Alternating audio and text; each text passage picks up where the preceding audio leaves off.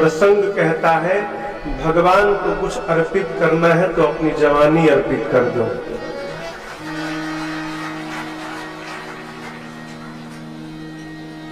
फिर महाराज आपने तो बड़ी अच्छी बात बताई, फिर घर परिवार काम धंधा छोड़ के सब लग जाए, कदापि नहीं। इस भ्रम से बाहर निकलिए कि भजन के लिए घर छोड़ना है, परिवार छोड़ना है, न व्यापार छोड़ना है, कुछ नहीं छोड़ना, कुछ नहीं छोड़ना।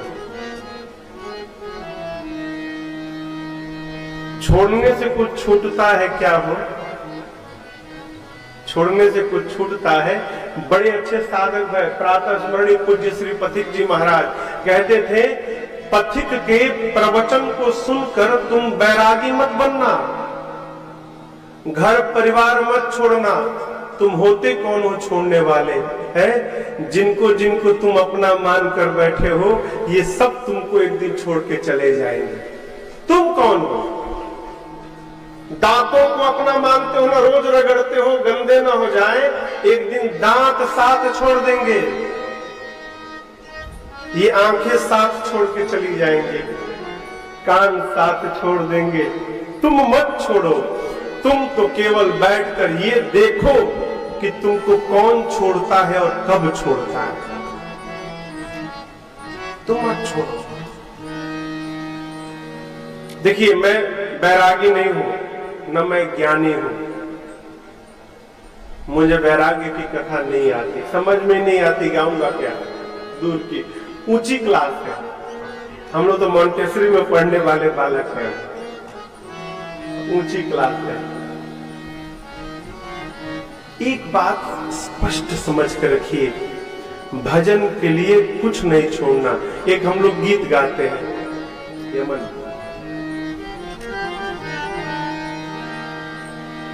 राम जपते रहो और काम करते रहो, राम जपते रहो और हाथ से काम करते रहो। वक्त जीवन का यूं ही निकल जाएगा, वक्त जीवन का यूं ही निकल जाए। और जपते जपते गर लगन सच भगवन से लग जाए तो, गर लगन सच भगवन से लग जाए, फिर तेरे जीवन का नक्शा बदल जाएगा, तेरे जीवन का नक्शा बदल जाएगा।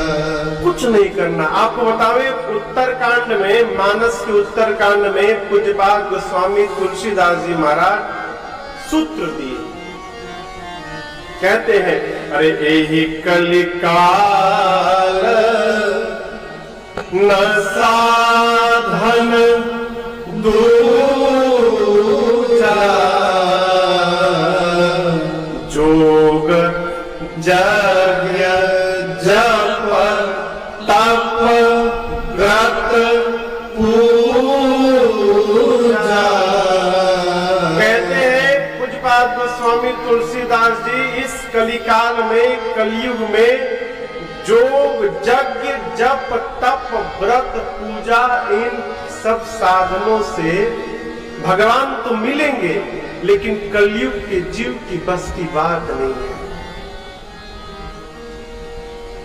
जितनी शुद्धता और नियम के साथ योग को, यज्ञ को, जप को, तप को, व्रत को, पूजन को करना चाहिए, कलयुग का जीव उतनी शुद्धता और सक्षम बहुत कम है,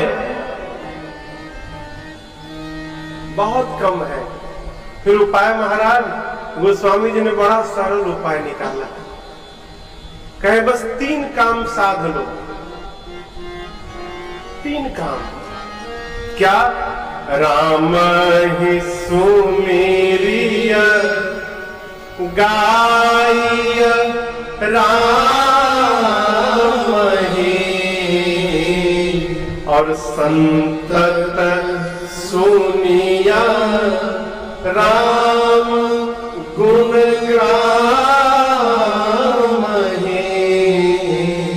गोस्वामी जी कहते 3 काम। सवेरे पराठा खा के जब स्कूटर गाड़ी लेकर निकलो ऑफिस के लिए, तो 10 मिनट 15 मिनट जो समय लग रहा है, राम ही सुमेरिय, राम जी के नाम का स्मरण करो।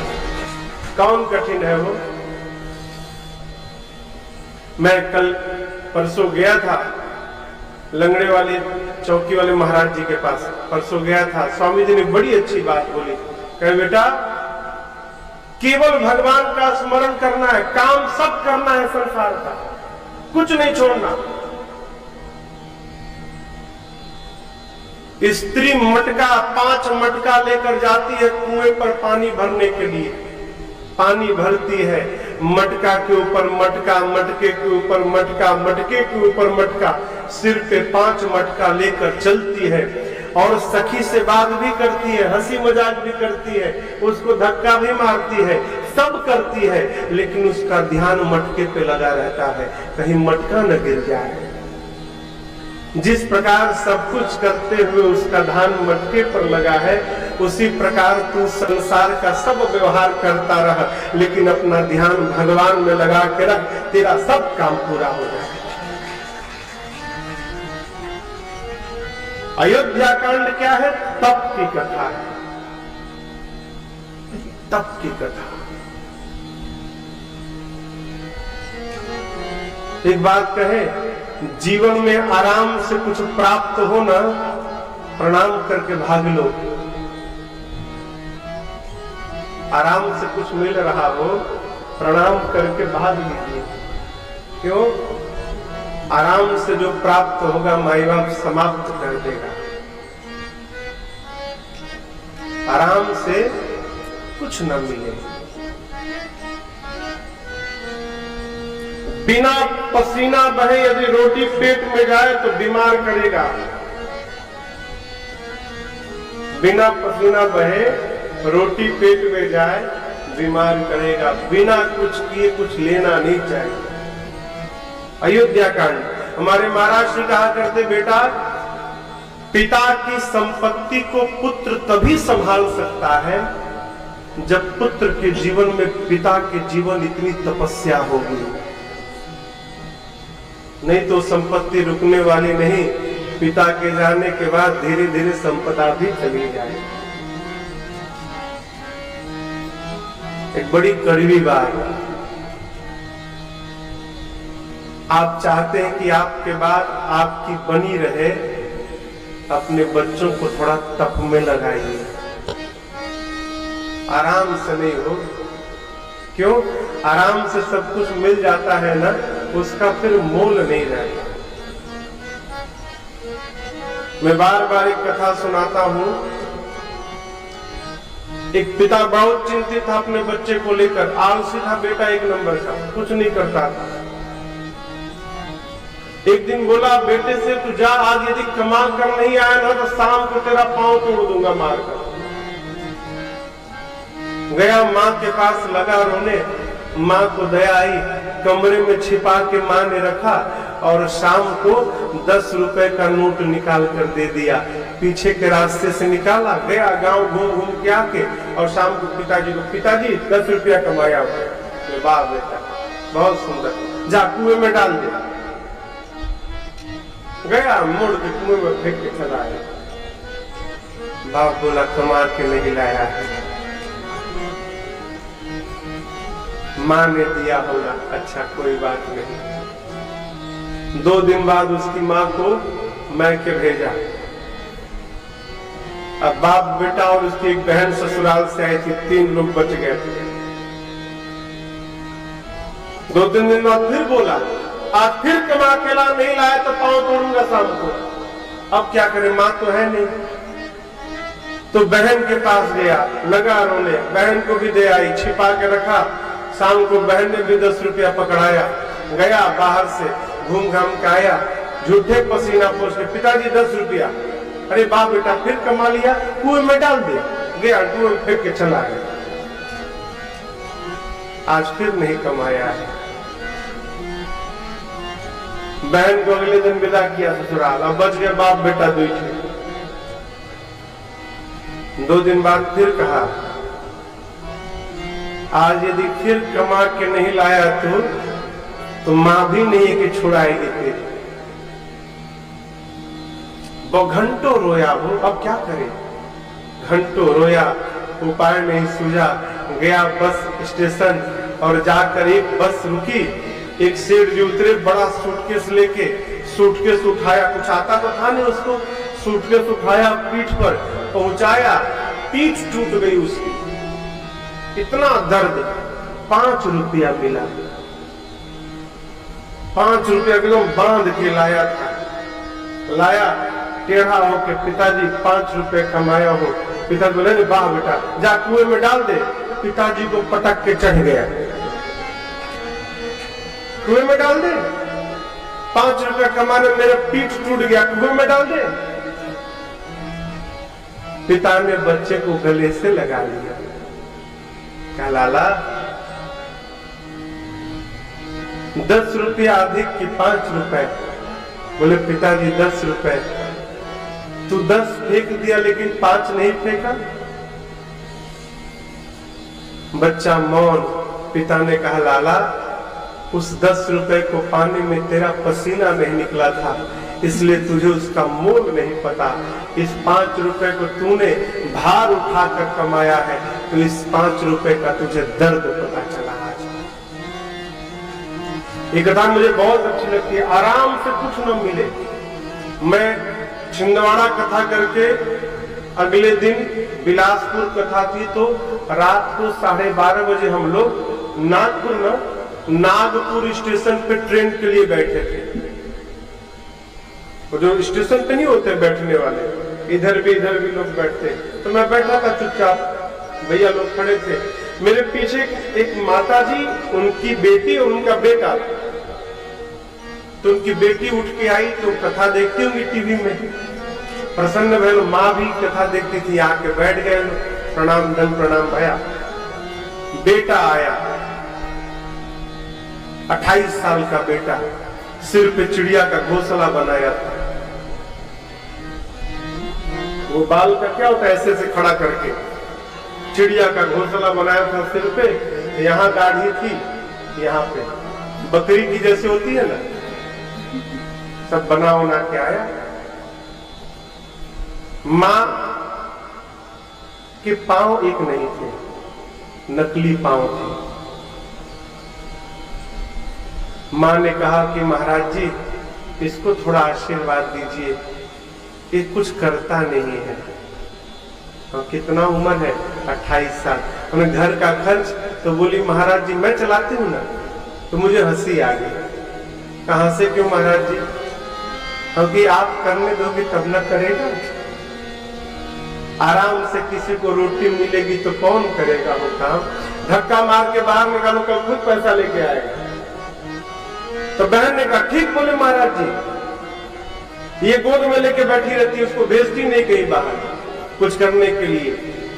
बुरा मत मानिएगा, अपने बड़े बच्चे को जो आराम से बिठा के भोजन करा रहा है, क्षमा मांगता हूं, वो अपने हाथों अपने बच्चे की हत्या कर रहा है।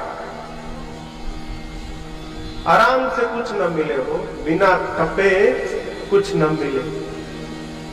किसी ने हमसे कहा कि महाराज आप तो कहते हो बिना कुछ किए खाओ मत, ससुराल गए तो कैसे, वहां तो कुछ करेंगे नहीं, वहां तो खाना पड़ेगा ना, वहां भी करो। क्या करो?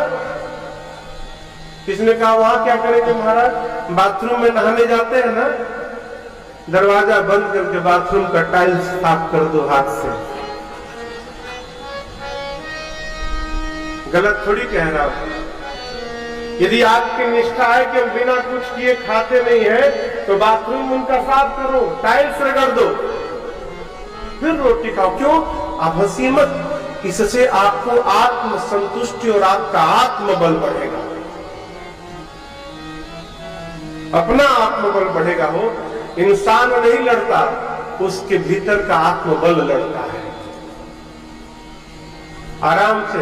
आप देखो अयोध्या कांड में राम जी बन गए।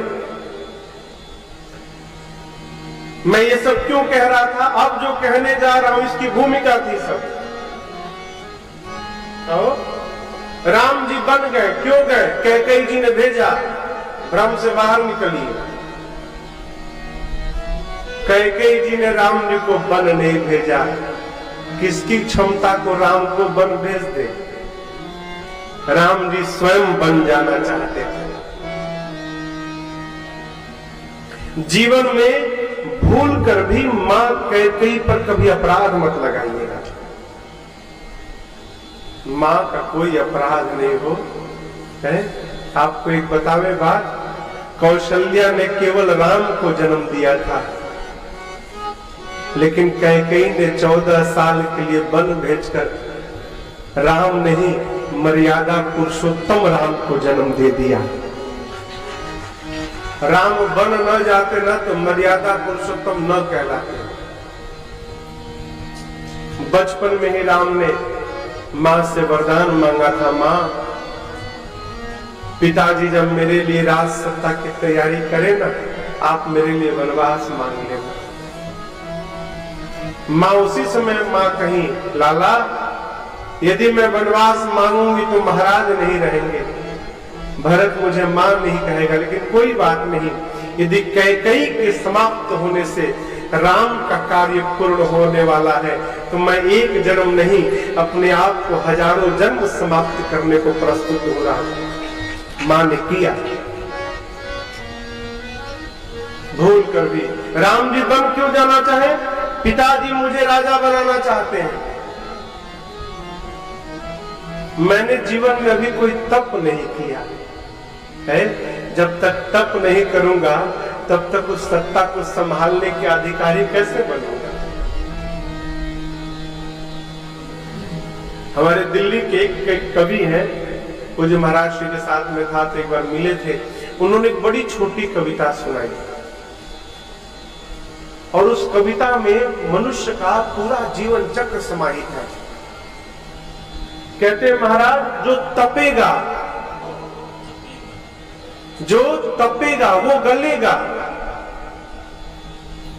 जो तपेगा वो गलेगा, जो गलेगा वो ढलेगा। जो तपेगा वो गलेगा, जो गलेगा वो ढलेगा, जो ढलेगा वो बनेगा, जो ढलेगा वो बनेगा, जो बनेगा वो मिटेगा, और जो मिटेगा वही जीवन में टिकेगा। कविता पूरी हो गई, रात तक समझ में आएगी। देखिए, बिना तपे कोई गल नहीं सकता और बिना गले कोई ढल नहीं सकता। आकार प्राप्त करना है उसके लिए अपने आप को गलाना पड़ेगा। गलेंगे कैसे? जब जीवन में तप होगा। तप का ये अर्थ मत लगाइएगा कि आग जला के बैठकर सेकने लगे, महाराज हम तप रहे हैं। आग जला के बैठ गए, हम तो तप रहे महाराज, तलाब नहीं। देखिए, बचपन में पूरी ऊर्जा पांव में रहती है। बचपन में ऊर्जा कहाँ रहती है? पांव में। आप बच्चे को बिठा दीजिए, अभी यहां बैठा है, 2 मिनट बाद वहां मिलेगा, अगले क्षण वहां मिलेगा, फिर पीछे मिलेगा। ऊर्जा पांव में, वो शांत नहीं बैठ सकता। जवानी में ऊर्जा आलस्य में चली जाती है, ऊर्जा जिह्वा पे चली जाती है। क्षमा करिए, जिह्वा पर दिनवा भर बोलत है लोग। अब तपना क्या है? यदि बचपन में बच्चा शांत होकर बैठा हुआ है माई बाप, तो वो तप रहा है। अपने पांव की हलचल को समाप्त करके शांत बैठा है, वो तप रहा है। जवानी में आलस्य का त्याग करके हम अपने कर्तव्य पथ पर अग्रसर हैं, तो हम तप रहे हैं। और बुढ़ापा यदि मौन हो गई तो वृद्धावस्था तप कर रही है। मौन। कल मिले थे, कल उमाई मिली थी, कपिल भैया टायर वाले, कह रही थी महाराज जी कोई समझता नहीं है। अरे कोई नहीं समझ रहा, आप तो समझ जाओ। कब तक समझाते रहेंगे हम सबको? पूरा जीवन दूसरे को समझाते बीत गया, कभी अपने को नहीं समझा पाए। फिर से कहता हूं, 2 से 3 बार समझाइए। 3 बार में यदि कोई नहीं समझता है तो चौथी बार उसको मत समझाइए, अपने को समझा लीजिए। अब इनको समझाना नहीं है।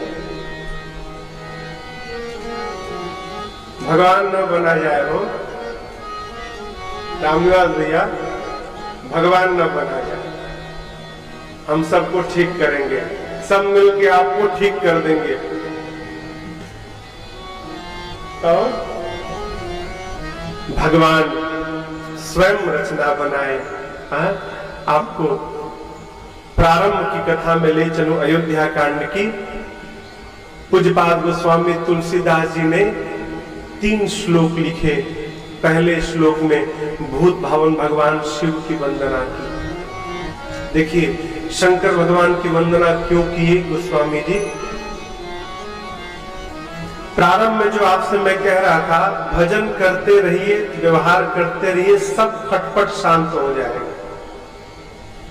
जितने बड़े झंझट में शंकर भगवान रहते हैं, हम आप कोई नहीं रहता होगा। अब आप कहोगे इनको कौन सा झंझट है? वो झंझट आप सोच नहीं सकते। एक पत्नी बगल में बैठी है पार्वती जी, और एक स्त्री कपार पर बैठी है, सिर पर गंगा जी। आप बिठा के दिखा दो, हाँ? कम झंझट है? पार्वती जी बैठी है, सिर पे गंगा जी बैठी है, बाबा के गले में सांप है, और कार्तिकेय जी की सवारी मोर है। मोर के सामने सांप बैठा है, लेकिन मोर पकड़ नहीं रहा है उसको। बाबा गले का सांप, गणेश जी की सवारी मूसक, चूहा महाराज। सांप के आगे चूहा बैठा है, लेकिन सांप कुछ कर नहीं रहा है। बाबा चलते हैं नंदी पर, मैया चलती है सिंह पर। दरवाजे पर दोनों गाड़ी खड़ी है, सिंह और नंदी आमने सामने खड़े हैं, लेकिन सिंह छू नहीं रहा है। जानते हैं क्यों? पता है क्यों? क्योंकि बाबा दिन रात झोली में हाथ डालकर तुम पुनि राम राम देन आते,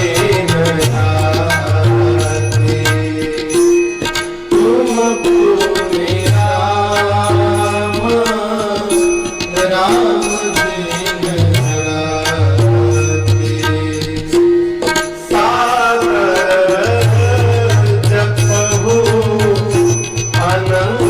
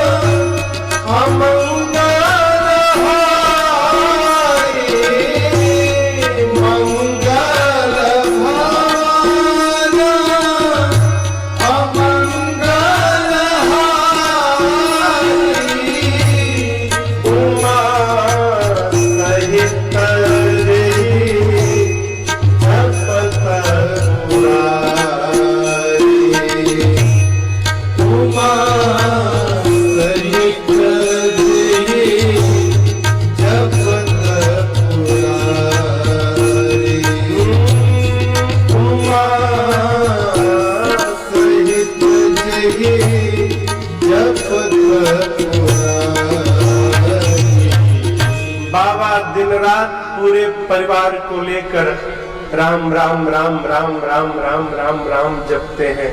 देखिए किसी भी व्यक्ति के बारे में सर्टिफिकेट सबसे अच्छा कौन बना सकता है? कहिए,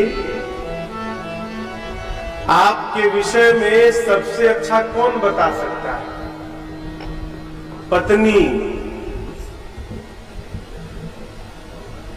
पत्नी से अच्छा सर्टिफिकेट दुनिया में बनाने वाला दूसरा कोई नहीं है। जिसकी पत्नी ने कह दिया नहीं मेरा पति साधु है, वो वास्तव में साधु है।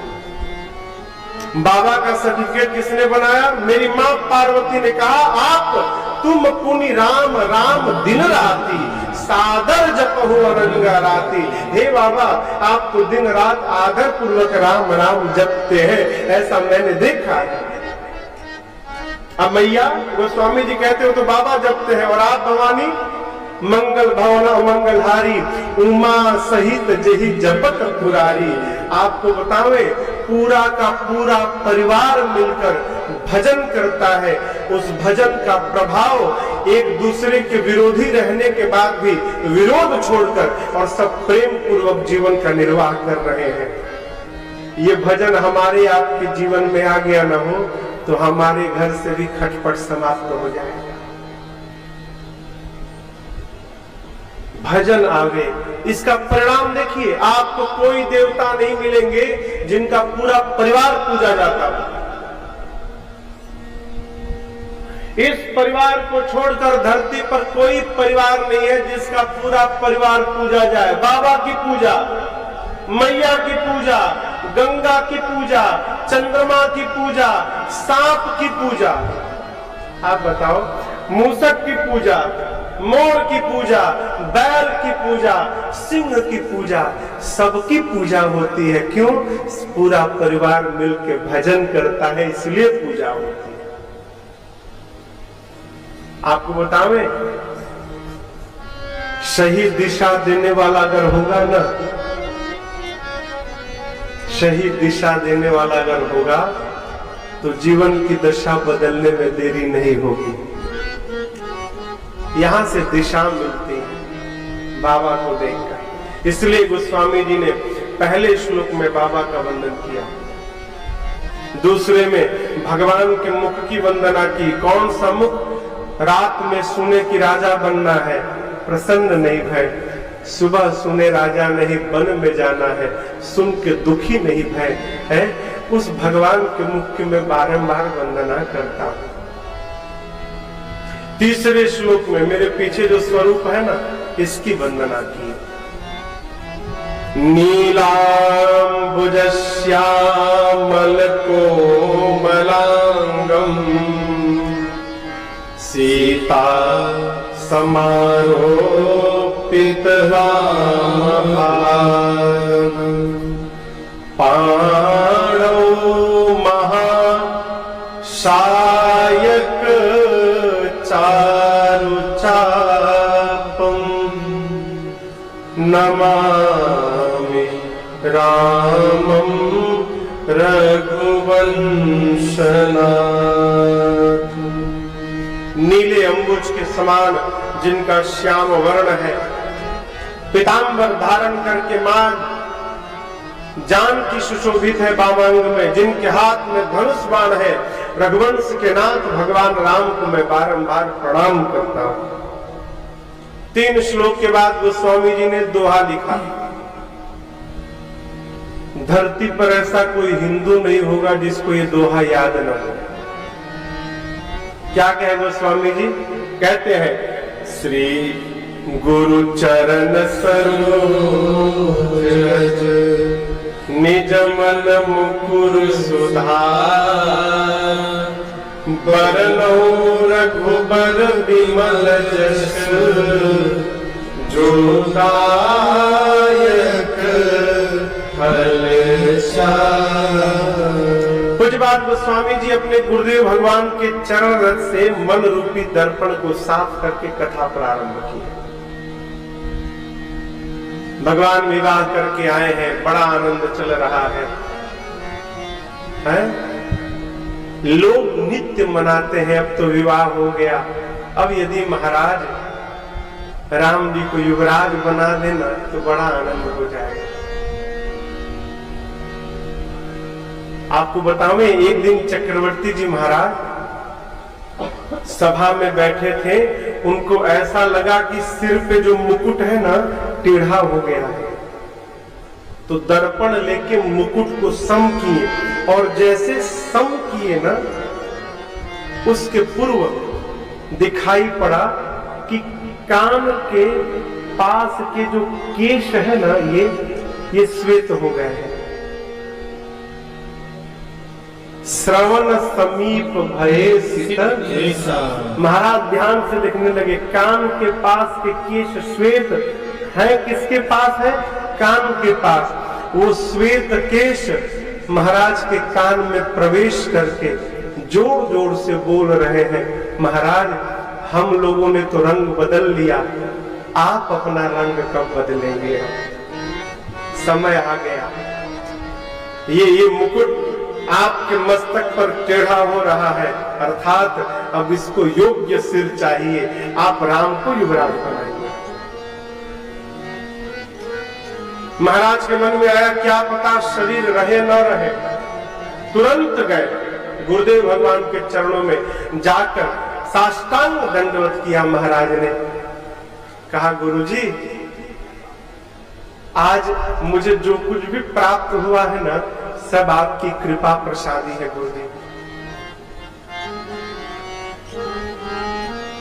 कहते हैं चक्रवर्ती, यहाँ पर एक चौपाई बहुत अद्भुत है। कहते हैं, जे गुरु चरण रे सिर धरा ते जनु सकल विभव बस करहि। कहते हैं, जे गुरु, जो गुरु जी के चरण धूलि को सिर पे चढ़ाएगा, अर्थात गुरु का आशीर्वाद लेकर व्यवहार करेगा, क्या होगा? वो संसार के समस्त विभव वैभव को अपने बस में कर लेगा। सबसे बड़ा वैभव जानते हैं क्या है? मालूम है सबसे बड़ा वैभव क्या है? रुपया वैभव नहीं। सुंदरकांड आप लोग को याद होगा, आप लोग पढ़ते होंगे, सुंदरकांड पढ़ते हैं ना। एक चौपाई है, अरे रावण जब ही विभीषण त्यागा, भयउ विभव बिनु तब ही अभागा। विभीषण जी को रावण ने लात से मारा, रावण को प्रणाम करके विभीषण जी लंका छोड़ के चल पड़े। लिखा है, रावण ने जैसे विभीषण जी का त्याग किया, रावण वैभवहीन हो गया। तो क्या विभीषण जी लंका का सारा खजाना लाद के ले गए क्या? वैभव समाप्त हो गया रावण का, क्या विभीषण जी लेके चले गए? ना, रावण के जीवन का सबसे बड़ा वैभव उसका भाई विभीषण थे। क्यों? पूरी लंका में एक विभीषण ही भगवान के भक्त थे। भगवान की भक्ति से बढ़कर संसार में दूसरा कोई वैभव नहीं। देव ने कहा, राजन आप मुहूर्त मत पूछिए, बेगी विलंब न करिए, साजिय सबुई समान, सुदिन सुमंगल तब ही जब राम होहि जुबरा। महाराज देगी मैंने तुरंत, विलंब मत करिए। एक ही बात को कहने के लिए गुरु जी ने दो शब्द का प्रयोग किया। तुरंत करिए, देरी मत करिए। क्यों? अभी कर दीजिए। आप जिस समय राम को युवराज बनाएंगे ना महाराज, वो समय सबसे शुभ समय होगा।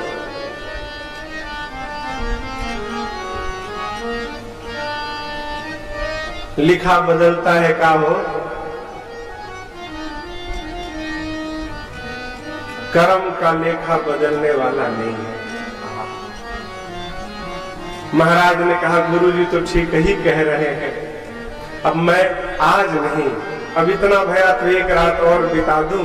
कल प्रातः काल जब सूर्य नारायण आएंगे ना, तो सूर्य नारायण के आगमन के साथ इस सूर्य वंश के सिंहासन पर राम का अभिषेक किया जाएगा। कल करूंगा। वो कल महाराज के जीवन में नहीं आया, नहीं आया। आप सब जानते हैं, राम जी के कहने पर देवताओं ने सरस्वती जी को भेजा यहां पर समझिएगा, गुरु जी गए थे राम जी के पास। महाराज ने कहा, गुरु जी राम को आप बता दीजिए क्या क्या नियम का पालन करना है, कल सुबह अभिषेक किया जाएगा। गुरु जी बोले हरी इच्छा। तो गुरु जी गए राम जी को नियम बताने। तो देखिए हिंदी साहित्य में 2-3 शब्द बड़े अद्भुत हैं। किसी की प्रशंसा आप सुबह से लेकर रात्रि तक कीजिए, धर्मात्मा है, दयालु है, अरे कृपालु है, भगवान है, अवतारी है, धर्मनिष्ठ है, कर्मनिष्ठ है, लंबी कतार बोलते जाइए। अब बोलने के बाद लास्ट में बोल दीजिए लेकिन। एक लेकिन शब्द बोला ना तो पहले जितना कहा था सब समाप्त हो गए। आदमी तो बहुत अच्छे हैं लेकिन कंजूस है, गया। गुरु जी ने राम जी से कहा, राम करहु सब संजम आजू, जो विधि कुशल निभाए काजू। राम रात्रि में आप इन नियमों का पालन करिए, पय आहार करिएगा, ब्रह्मचर्य का पालन करिएगा, भूमि शयन करिएगा, आप सब पालन करिए। यदि ब्रह्मा जी आज की रात्रि को ठीक से निकाल देंगे तब कल प्रातः काल आपके पिताजी आपको युवराज बनाएंगे। गुरु जी ने बीच में लकड़ी क्या लगा दी, यदि बिता देंगे, यदि ब्रह्मा जी निकालेंगे, जो विधि कुशल निभाए काजू, यदि निकल गया तो आप युवराज बनोगे। गुरु जी ने इशारे में कह दिया, बेटा तैयारी कर लेना सुबह जाने के लिए। राम जी ने देवताओं को प्रेरित किया, देवता पहुंचे सरस्वती जी के पास। सरस्वती आई और मंथरा की मति पलट के चली गई। सब जानते हैं आप क्या भया।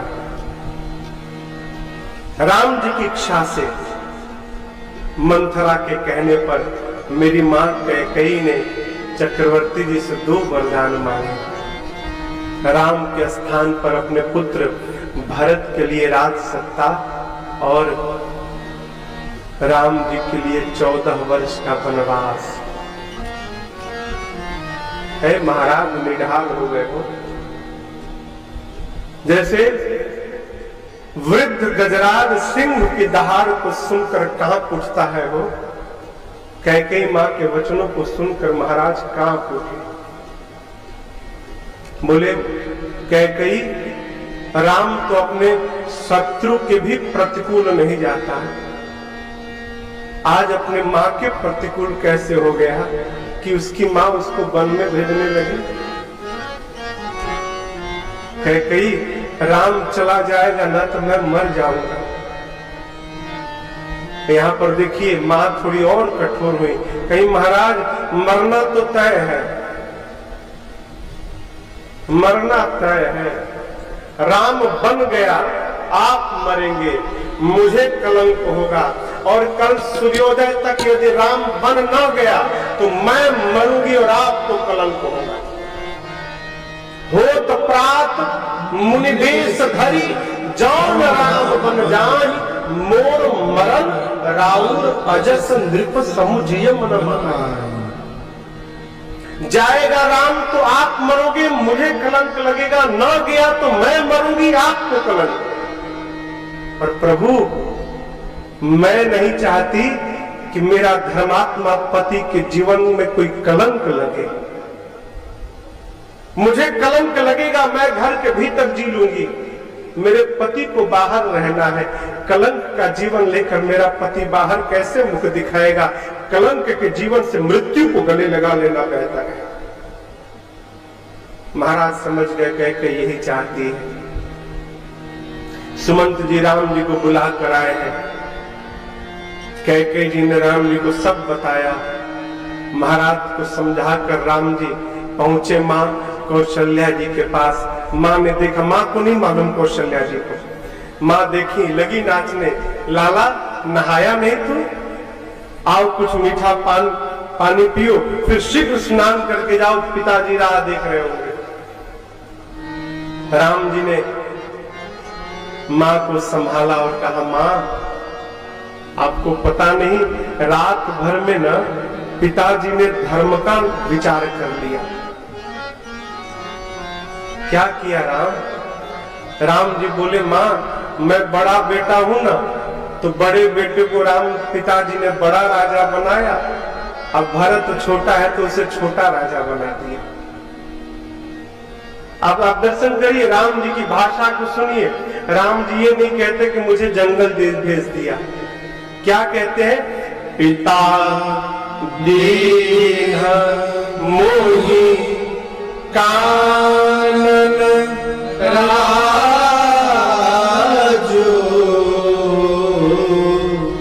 जहाँ सब भांति मोर बरकाजो। राम जी कहते हैं, माँ पिताजी ने मुझे जंगल का राजा बनाया, बड़ा राजा। भरत छोटा है तो उसे छोटा राजा अयोध्या का बनाया। 14 वर्ष के लिए बन जाना है माँ, प्रणाम करने आया हूँ। प्रणाम किए। माँ ने कहा, लाला जो पिताजी कल तक तुम्हारे लीलाओं को देखकर सुखी हो रहे थे, वो वन भेज रहे हैं। सुमंत जी के बेटे ने पूरी कथा सुनाई। कौशल्या जी ने कहा, राम मैं तुम्हारी मां हूं। मां का स्थान पिता से भी ऊपर होता है। यदि केवल आपके पिताजी ने आपको बन जाने के लिए कहा है तो मैं मां हूं। मैं कहती हूं कि मेरा राम बन नहीं जाएगा, मत जाओ। लेकिन राम, यदि तुम्हारे पिताजी के साथ साथ तुम्हारी मां कैकेयी ने भी तुमको बन जाने के लिए कहा है ना, फिर यहाँ रुकना मत, अवश्य बन जाना। माँ की बात मानकर बन जाओगे ना, तो वो बन ही तुम्हारे लिए अयोध्या जैसी बन जाएगी। कौन कहेगा हो? राम जननी ही ये कह सकती है। अभी माँ कौशल्या को राम जी समझा ही रहे थे, तब सीता जी चली आई। आप पढ़िएगा मानस। माँ आई, सीता मैया आकर बैठ के और दाहिने पांव के नाखून से धरती कुरेदने लगी सीता जी। क्यों? दुख में ना केवल माँ की याद आती है। जीवन में दुख आए ना, तो दुख में केवल माँ याद आती है। वो पति है, सास है, इसलिए सीता जी सामने बोल नहीं पा रही हैं, तो नाखून से कुरेद कर कहती है, माँ प्रभु बन जाने वाले हैं। और एक बात कहे, माँ मेरा भी तय हो गया जाना इनके साथ। प्रभु तो जा रहे हैं, मेरा भी जाना तय हो गया माँ। हाँ, क्या जाएगा ये तय नहीं भया अभी तक। जाना तो तय है, क्या जाएगा ये तय नहीं है। प्रभु लेकर गए तो प्रभु के साथ मैं जाऊंगी, अब प्रभु छोड़ कर गए माँ, तो प्रभु के साथ मेरा प्राण चला जाएगा। अब देखा जाए, शरीर प्राण दोनों जा रहा है कि केवल प्राण जा रहा है।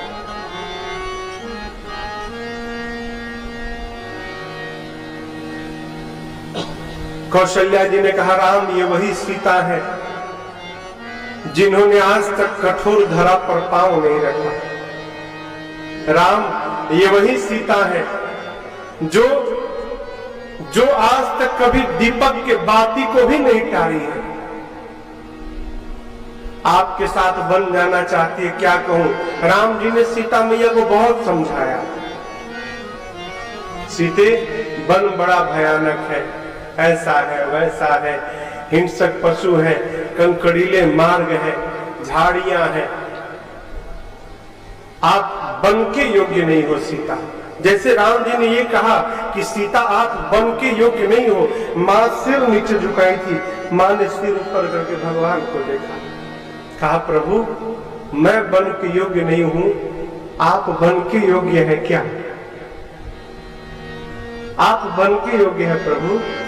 नाथ एक बात बताएं, स्त्री के साथ ना उसके माता पिता, सास ससुर, भाई बहन, बेटा बेटी, हित नात, सगे संबंधी, संसार के जितने रिश्ते हैं सब हो जाए, यदि उसका पति साथ नहीं है ना प्रभु, तो सबका होना न होने के जैसा होता है ना, कोई अर्थ नहीं होता।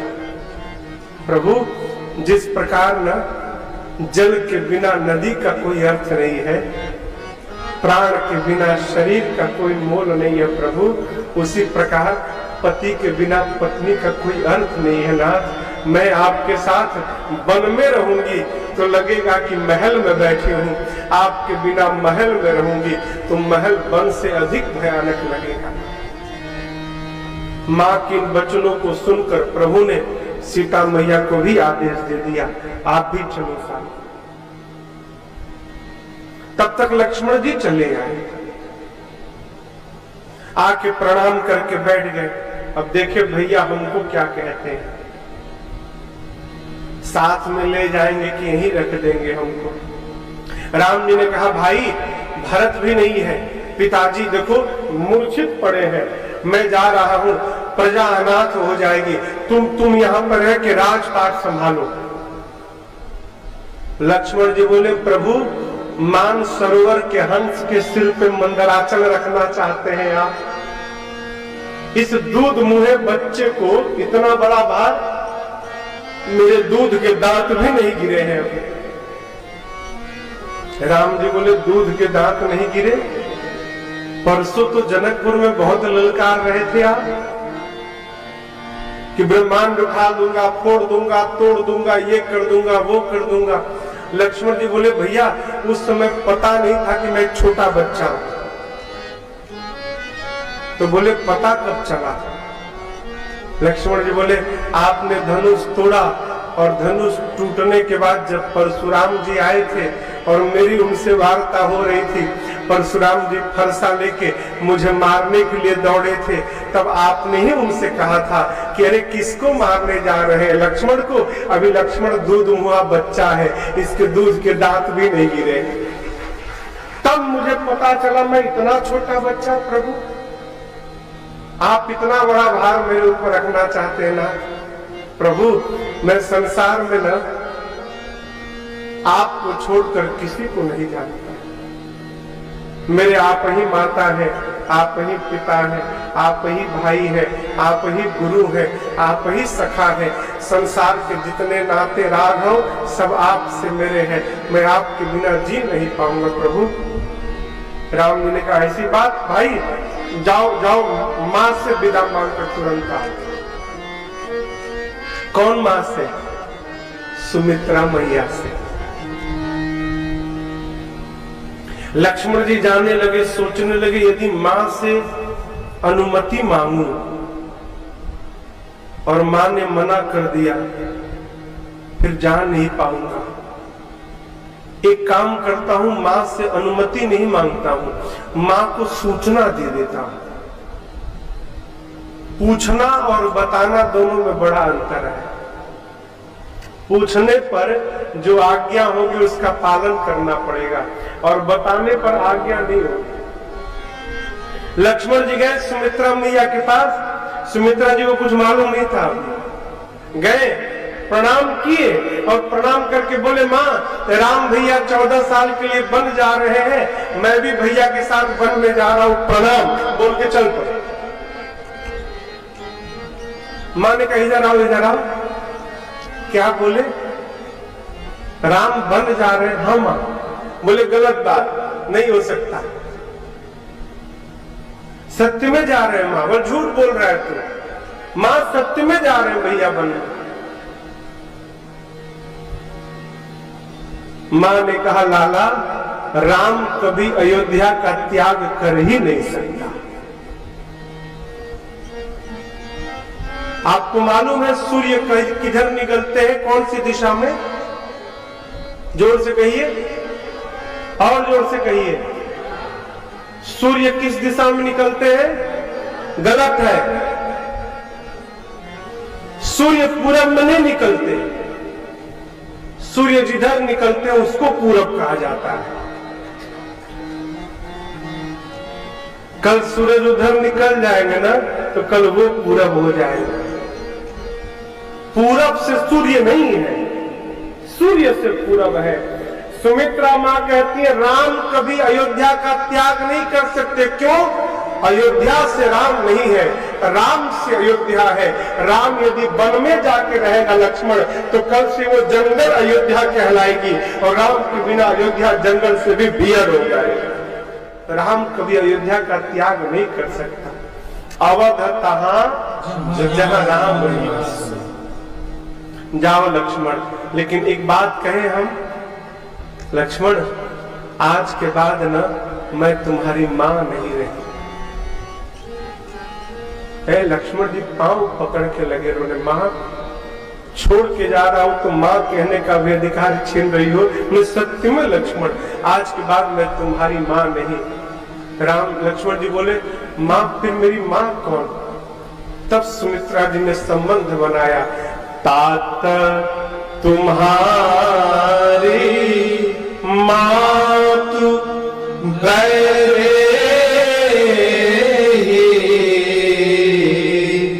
और पिता राम सब भाई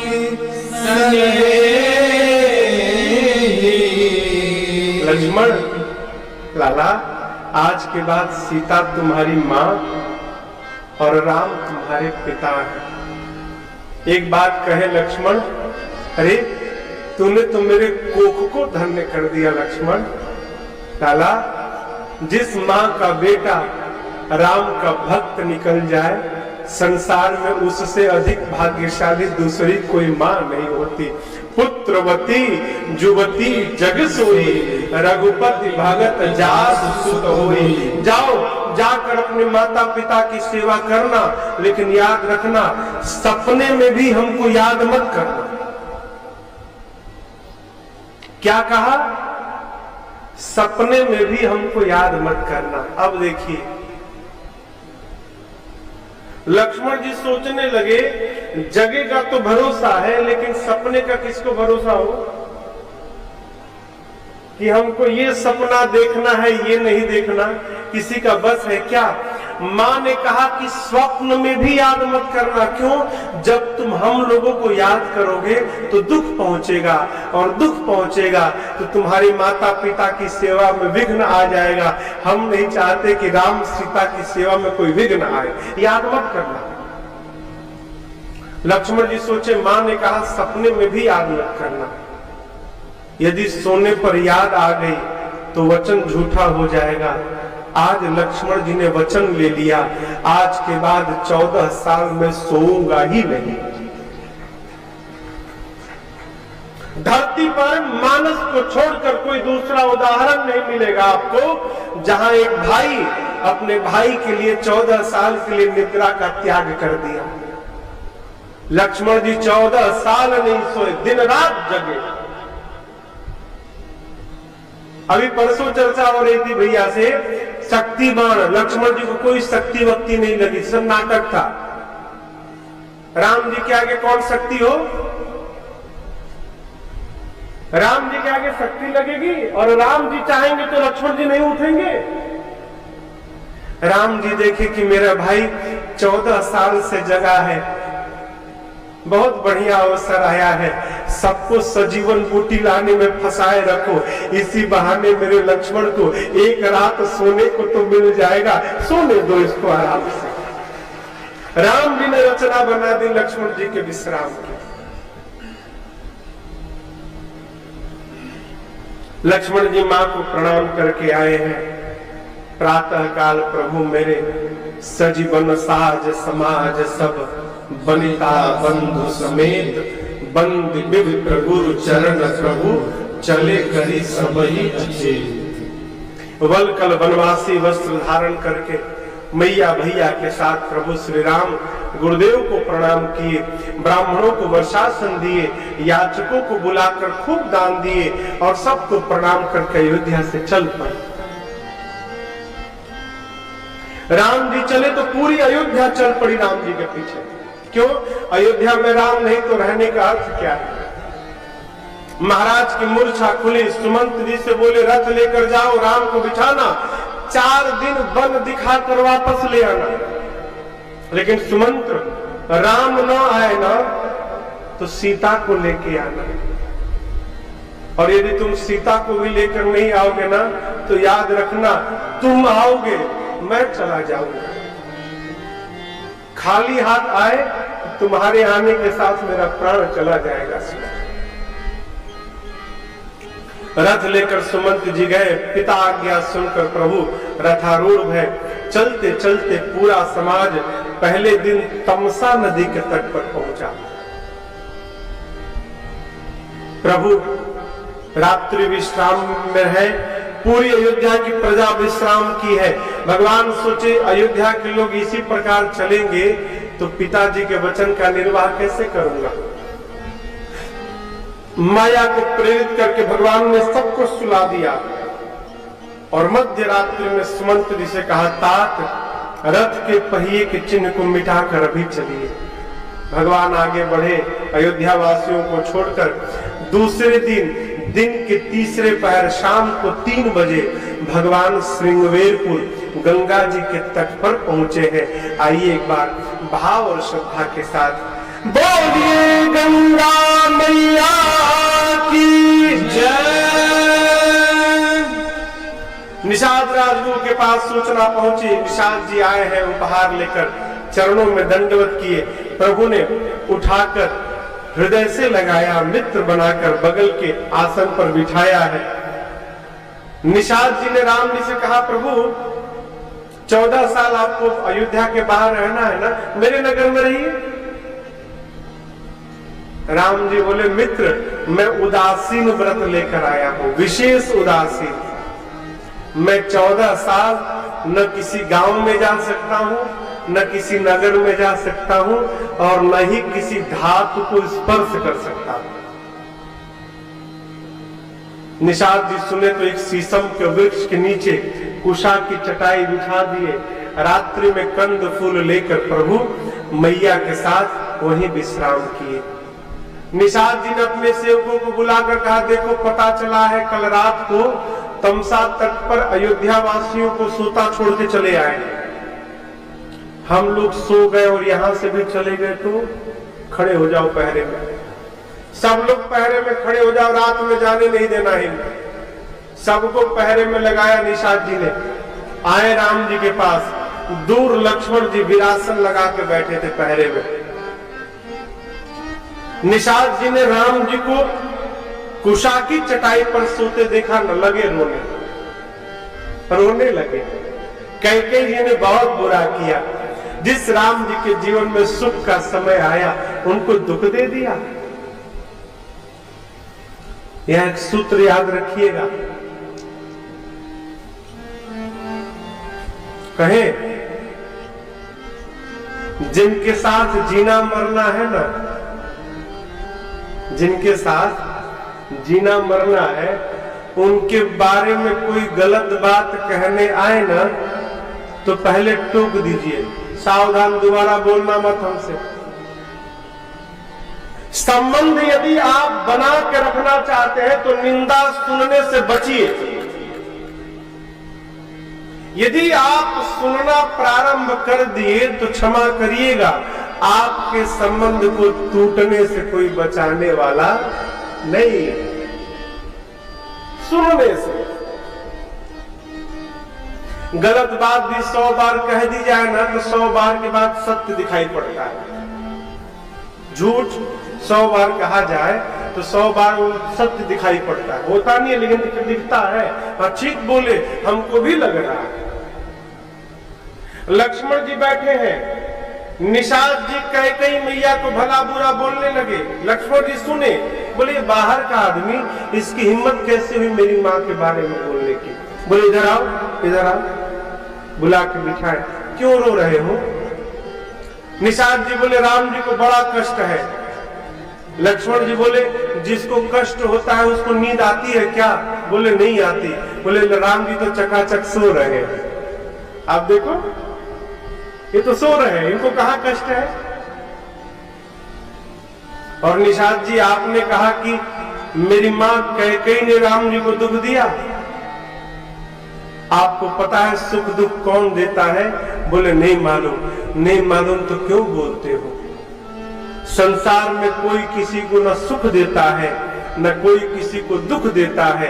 हमारे द्वारा किया हुआ कर्म हमको सुख देता है और हमारे द्वारा किया हुआ कर्म हमको दुख देता है, कोई नहीं देता। लक्ष्मण जी बोले निषाद जी, मिलना बिछड़ना, जन्म लेना मरना, भीतर बाहर, ऊपर नीचे, स्वर्ग नरक, अच्छा बुरा, मंद मध्यम, श्रेष्ठ निम्न, बेटा बेटी, पति पत्नी, माता पिता, घर परिवार, संतान, संपत्ति, विपत्ति, कर्म, काल, क्या है ये सब? क्या है? निषाद जी बोले इतना बोल दिया, हमको समझे में नहीं आया, हमको नहीं मालूम क्या है। लक्ष्मण जी बोले सब मोह का मूल है, मोह का मूल है। और आपको बतावे, क्षमा करिएगा, हम सब लोग इसी मोह की रात्रि में सो के सपना देख रहे हैं। सपना सही भया क्या किसी का? सपना रात को जो देखते हैं सही होता है, याद भी नहीं रहता। किसी किसी का हो जाता होगा सपना सही, सौभाग्यशाली, याद भी नहीं रहता। याद रखिएगा, जैसे रात वाला सपना सही नहीं होता ना, इस मोह की रात्रि में देखा हुआ भी सपना सही नहीं होगा। हो गया भगवान की कृपा। अब आप कहोगे महाराज हम तो सपने ही नहीं देखते, कहोगे ना हम तो सपना नहीं देखते महाराज। कई लोग कहते हैं महाराज बस अब और 10 साल की दिक्कत है, फिर तो आप एक साथ कथा में रहेंगे। 10 साल में क्या होगा? महाराज बेटा है ना, पढ़ रहा है, पढ़ के संभल जाएगा ना, फिर वो सब संभालेगा, हम आनंद करेंगे एकदम। पढ़ के चला जाएगा दिल्ली, बैठ के झुनझुना बजाओ यहाँ पर। तुम्हारे घर में क्या हुआ? उसने तुमको ऐसा कह दिया, उसकी हिम्मत कैसे हुई? अब आपको काट के उसको मिला के, अरे वो कह रहे थे कि तुमने उनको ऐसा कह दिया। ये क्या है? प्रपंच, जिससे हमारा कोई संबंध नहीं, बिना मतलब की बातों में समय बर्बाद कर रहे हैं। ये प्रपंच है। जगह कौन है? जोगी। जोगी कौन?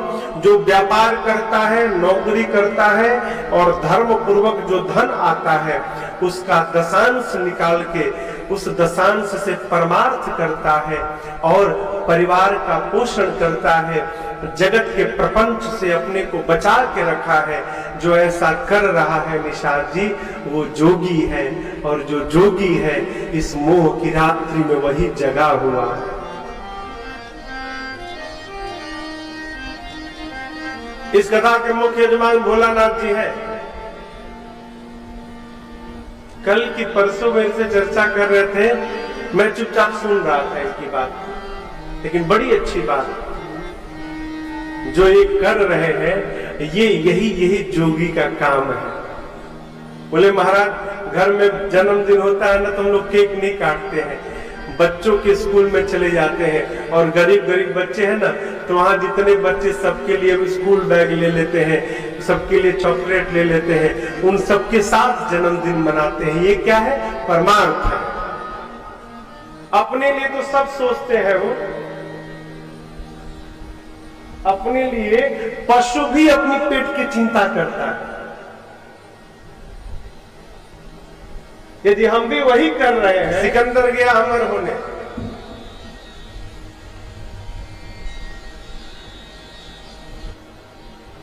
विवेकानंद जी ने गुरु जी से पूछा, गुरु जी अमर होने का उपाय क्या है? बोले अमर का मतलब क्या समझते हो? गुरु जी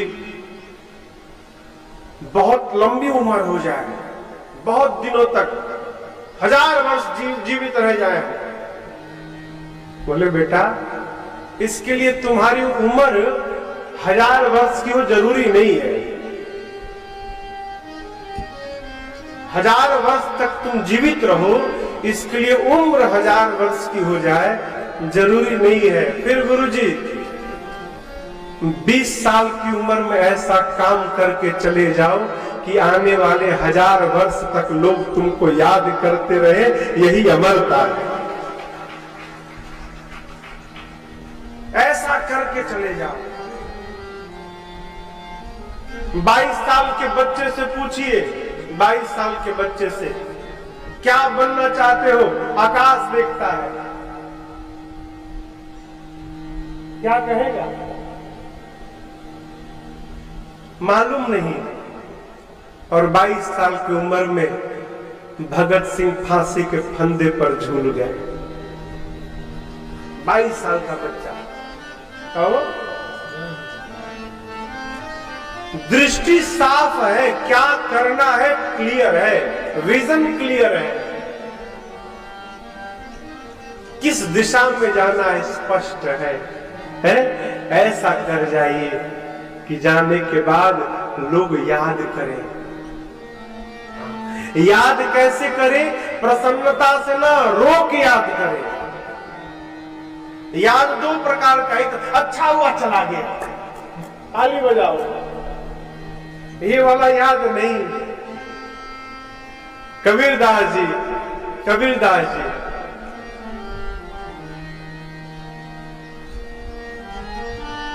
अरे कबीरा जब हम पैदा हुए,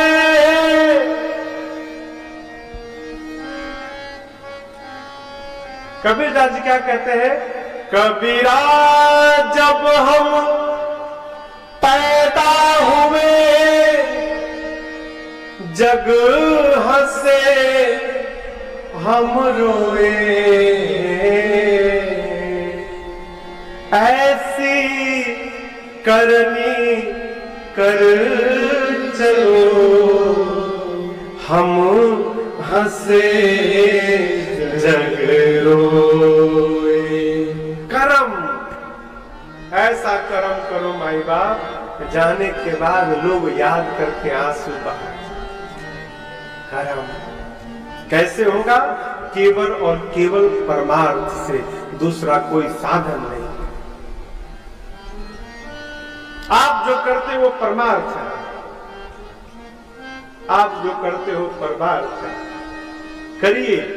भगवान ने जिस योग्य बनाया है उस योग्य करिए। अरे नहीं 1000 को दे सकते हैं, एक बच्चे को तो दे ही सकते हैं ना, एक को दीजिए।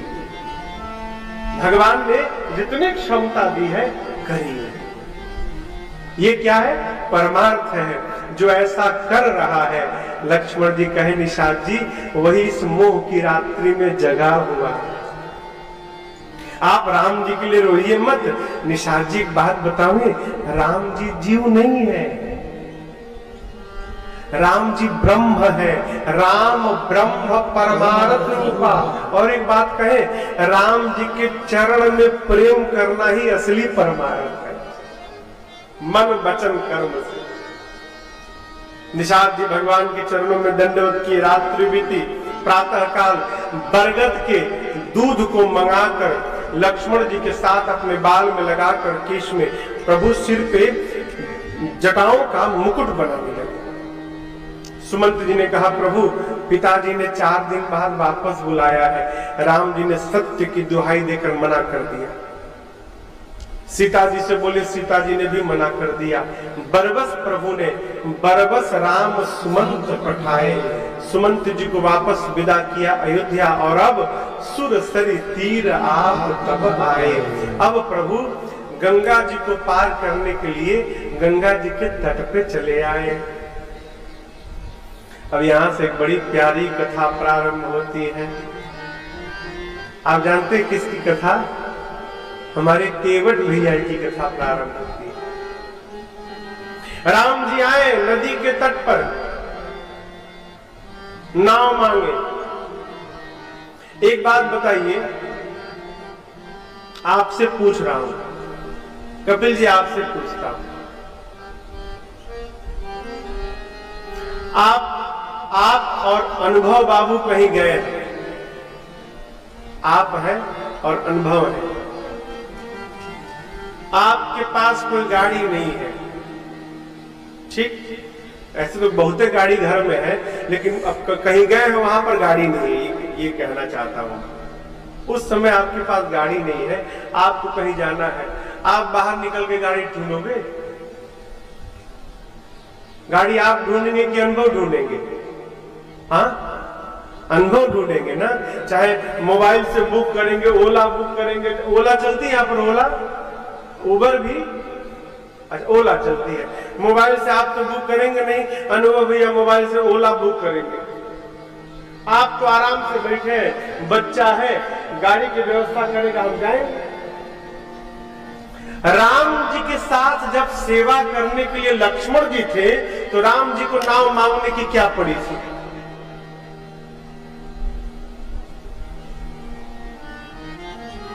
समझ में बात आ रही है? राम जी को मतलब नहीं रखना चाहिए, राम प्रभु चुपचाप खड़े रहते, लक्ष्मण जी सेवा करने के लिए ही आए हैं। लक्ष्मण भैया सोचते कि प्रभु कैसे गंगा पार करेंगे, व्यवस्था करते, लेकिन आज राम जी ने जानबूझ के लक्ष्मण जी को मना किया, आप पीछे हटिए। क्यों? भगवान सब जानते हैं।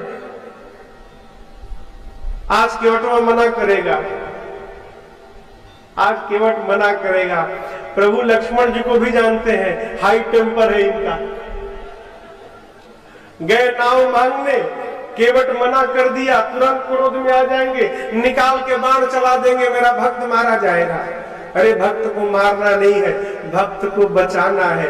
इसलिए भगवान ने लक्ष्मण जी से कहा, पीछे हटिए, आज की पूरी व्यवस्था मैं संभालूंगा। लक्ष्मण जी कहा, ठीक प्रभु। इधर केवट जी के बारे में बताऊं, पिछली रात्रि जब निषाद जी और लक्ष्मण जी बैठकर संवाद कर रहे थे, तो केवट जी ठीक बगल में धीर धनुष लेके पहरा दे रहे थे। कोनो पहरा नहीं दे रहे थे, सारा का सारा ध्यान सत्संग में लगा था और पूरी बात सुन लिए थे कि राम जीव नहीं, राम ब्रह्म है। राम के चरण में प्रेम करना ही असली परमार्थ है। सवेरा भया, पहुंचे निषाद राजगुरु के घर। केवट जी जाके बोले, महाराज एक वरदान मेरा आपके पास है, आज मांगने का समय आया है, मांग लूं? कहे मांगो। केवट भैया ने कहा, महाराज आप पूरे नगर में डुगडुगी बजवा दीजिए आज, कि आज गंगा जी के किनारे मेरी नाव को छोड़कर किसी की नाव नहीं लगेगी। मैं चाहता हूं राम मेरी नाव पर बैठकर उस पार जाए। बोले बस अभी करवाता हूं। बज गई डुगडुगी चारों ओर। केवट जी भी नाव को किनारे नहीं खड़ा किए, बीच नदी में। सोचे किनारे लगाऊंगा, राम जी चढ़ जाए, आके चढ़ जाए, बोले पार ले चलो, तब क्या करूंगा? तो बीच नदी में सोचे राम यदि भगवान हो गए, भगवान होंगे तो फिर छुआछूत नहीं मानेंगे। बोले लक्ष्मण जी आपके भैया इसीलिए आए हैं, आज ये इस गंगा और इस नाव को बहाना बनाकर इस नीच केवट को अपना चरणामृत पिलाना चाहते हैं, इसलिए राम मेरे सामने आए हैं। इस मरम को मैं जान गया, मैं नाव नहीं लाऊंगा। लक्ष्मण जी बोले भैया ये तो मना कर दिया, हमारे हाथ में व्यवस्था रहती फिर दिखाता कैसे मना करता है। राम जी बोले इसलिए तो नहीं दिया व्यवस्था, ये तो मना कर दिया। भगवान बोले भक्त है मेरा, भक्त है। बोले हाँ वही भक्त जो आपकी बात न माने, आपकी बात न माने वो आपका भक्त है। राम जी बोले लक्ष्मण इसका दोष नहीं है, मैं जानता था ये होने वाला है। क्यों? अयोध्या से चला वनवास मेरा हुआ था, न तुम्हारा न सीता का। मैंने तुमको मना किया मत चलो, तुम माने? माने नहीं माने ना। सीता को मना किया मत चलो, सीता मानी नहीं मानी। चलते समय ही मैं सोच लिया था कि निकलते समय मेरी बोहनी तुम दोनों ने बिगाड़ दी। मैं उसी समय समझ गया कि निकलते समय जब मेरी कोई बात नहीं मान रहा है तो अब रास्ते में जो भी मिलेगा कोई मेरी बात मानने वाला नहीं है। मेरी बोनी आप दोनों ने बिगाड़ी है। लक्ष्मण जी ने अच्छा नाव क्यों नहीं लाओगे ये बताओ। बोले आपकी भैया के जो पांव में रज है ना वो जड़ी बूटी है, मनुष्य बना देती है। लक्ष्मण बोले हाँ ये बात तो है। आप देखे थे ना? हाँ देखा था ना, मैं भी था वहीं पर। क्या हुआ था लक्ष्मण जी? भैया ने पत्थर को पांव से छुआ, स्त्री बन गई।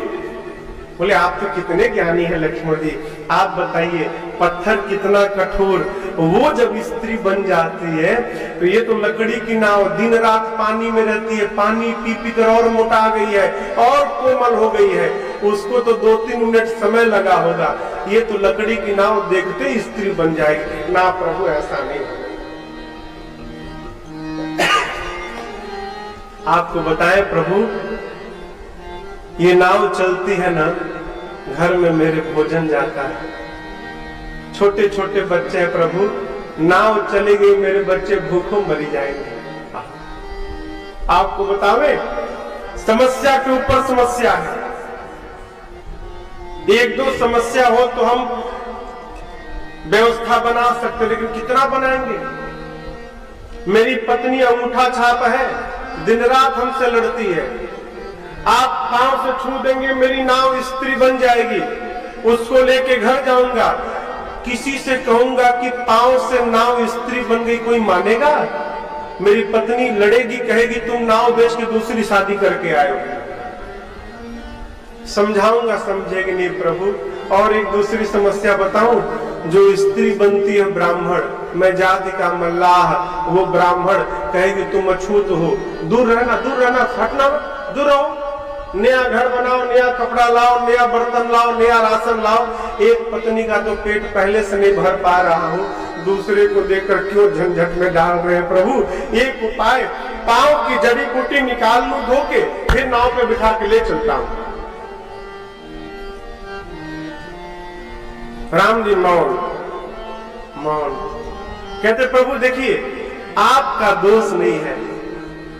रावरो दोसन पायन को पग धूरी को भूरी प्रभाव महान। रावण दोसन पग धूरी को भूरी प्रभाव महान। से दिल धाहन काटित कोमल है, जल खाए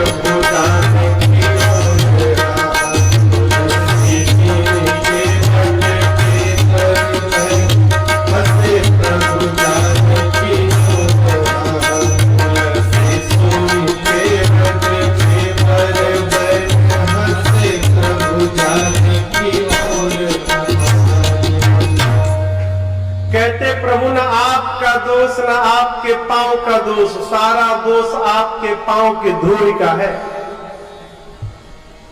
मेरी नाव लकड़ी की नाव पत्थर से भी कोमल है, स्त्री बन जाएंगे प्रभु। पांव धोऊंगा फिर नाव पे चढ़ाऊंगा, कहिए क्या आज्ञा हो रही है मेरे लिए। भगवान माओ कह प्रभु घर में भोजन नहीं है, बच्चे भूखों मर जाएंगे। हम लोग वेद भी नहीं पढ़े हैं कि नाव चली जाए तो पूजा पाठ करा के पेट का पोषण कर सकते हैं। कवितावली में पूज्य पाद गोस्वामी जी बहुत सुंदर छंद लिखे। गोस्वामी जी के 12 ग्रंथावली है, 12 ग्रंथावली। कवितावली है, विनय पत्रिका है, दोहावली है, गीतावली है, श्री रामचरितमानस है, वरवै रामायण है, वैराग्य सांदीपनी है, पार्वती मंगल है, जानकी मंगल है। हाँ, हुआ क्या, स्त्री बनी और अपने पति गौतम ऋषि के पास चली गई। केवट जी बोले, प्रभु हमको तो लगता है अब की बार भी आप किसी मुनि को वचन देकर आए हैं। रुको रुको, तुम्हारे लिए पत्नी ढूंढता हूं। और आप इस ताक में है कि केवट की नाव को छू के स्त्री बना दूं और मुनि के पास भिजवा दूं। ऐसा मैं होने नहीं दूंगा, मर जाऊंगा लेकिन पांव नहीं रखने दूंगा नाव पर। भगवान मौन कहते, केवट अब मैं नहीं दूंगा, एकदम नहीं दूंगा। आपको यदि पार जाना है तो आप कहिए, केवट मेरे पांव को धोकर मुझे गंगा के उस पार ले चलो, मैं नहीं धोने वाला। अरे राम जी, आप नहीं धुलाएंगे ना तो मेरा तो आनंद हो जाएगा। लक्ष्मण जी बोले, अद्भुत हो, धोने में आनंद, नहीं धोने में आनंद। नहीं धोने में आनंद कैसे? केवट जी बोले, देखिए, नहीं धुलाएंगे तो मैं नाव पे नहीं चढ़ाऊंगा, नाव पे नहीं चढ़ाऊंगा तो गंगा के उस पार नहीं जाएंगे, उस पार नहीं जाएंगे तो यहीं रह जाएंगे, और यहीं रह जाएंगे तो सुबह शाम इनका दर्शन करने को मिलेगा। कहिए मेरा आनंद भया कि नहीं भया है? नहीं धुलाना, मत धुलाइए। अब आपको कहना पड़ेगा, जाओ प्रभु पार अवश्य जाओ। यदि अवश्य आप पार जाना चाहते हैं तो आप मोहि पद पदुम पखारन कहो, आप पांव धोने के लिए कहिए। बताया भगवान को। अरे भाई, कितना भी श्रद्धा रखने वाला चेला मिल जाए, कौन गुरु जी कहेंगे कि आओ मेरा पांव धो? चेला श्रद्धा से प्राण रख दे, कोई भी श्रेष्ठ अपने छोटे से कहेगा कि मैं आ गया मेरा पांव धो? कोई नहीं कहेगा। अब केवट जी राम जी से बोले, अब आपको कहना पड़ेगा कि धो, तब मैं धोऊंगा। भगवान इस पर भी मौन नहीं बोले। केवट जी परेशान, आखिर बोल क्यों नहीं रहे? अचानक केवट जी ना राम जी के चारों तरफ गोल गोल घूमने लगे। लक्ष्मण जी बोले, ये क्या कर रहे हो? बोले, मैं कुछ देख रहा हूँ। क्या देख रहे हो तुम? बोलो। बोले, मैं देख रहा हूँ ये जो कपड़ा पहने हैं उसमें कहीं जेब नहीं दिखाई पड़ रहा। अच्छा, अब समझ में आई बात। मैंने अपनी इतनी गरीबी रो दी कि इसी नाव से परिवार चलता है, नाव चलेगी तो घर में भोजन जाएगा। इनके कपड़े में तो जेब ही नहीं है, इनके पास लगता है ठन ठन गोपाल है, कुछ है वो नहीं। और मारे संकोच में पड़े हैं कि केवट यदि गंगा पार करेगा तो देना पड़ेगा, अब कुछ है ही नहीं। इसलिए नहीं बोल रहे हैं ना, पहले बोल देते प्रभु। अच्छा चलिए फिर से बोलता हूं, पांव धोऊंगा, नाव पे चढ़ाऊंगा, गंगा के पार ले जाऊंगा। कसम खा के कहता हूं प्रभु, आपसे कौड़ी भी उतराई नहीं मांगूंगा, कुछ नहीं लूंगा, ऐसे ही पार कर दूंगा। कहते हैं, पद कमल धोई चढ़ाई राम,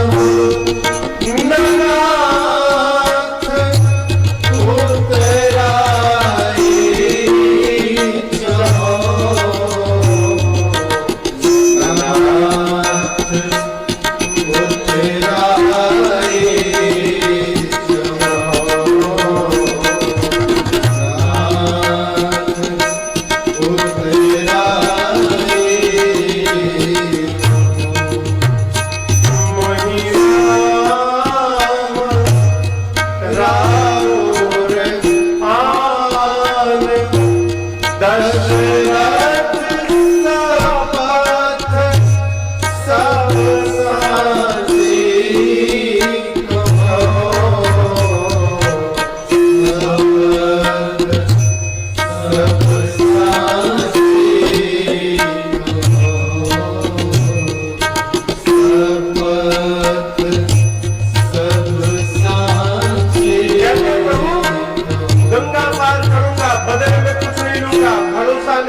आपकी सौगंध, आपके पूज्य पिताजी की सौगंध लेकर कहता हूं, कुछ नहीं मांगूंगा। जी सुने, भैया की पिताजी की सौगंध ले ली, निकाल लिए, बाण मार दूंगा इसको। बोले बाप क्या बात, बड़ा भाई झोली फैला के मांग रहा है, छोटा भाई बाण निकाल के डरा रहा है, मार देंगे मर जाऊंगा, लेकिन जब तक पांव नहीं धोऊंगा नाव पर पांव नहीं रखने दूंगा। बोले प्रभु बाण दिखा रहे हैं, कहिए इनसे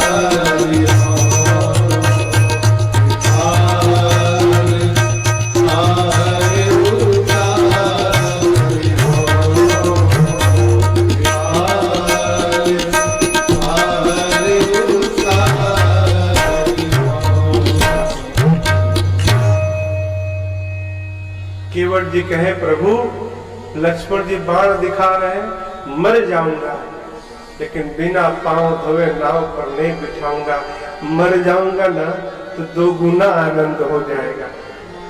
लक्ष्मण फिर आनंद, फिर तुम आनंद लाए, मरने में कैसा आनंद अब बताओ। बोले केवट जी लक्ष्मण जी मैंने सुना है मरते समय आपके भैया का नाम मुख पर आ जाए तो जीव मुक्त हो जाता है।